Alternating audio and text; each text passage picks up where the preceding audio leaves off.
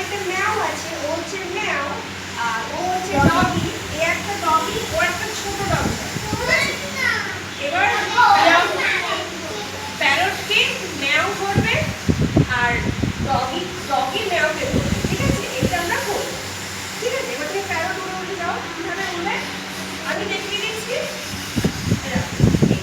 প্যারটের ডানা আছে, হ্যাঁ, তাহলে কিরকম করবে? এরকম তোমার লাগে যাবে তো, এদিকে আর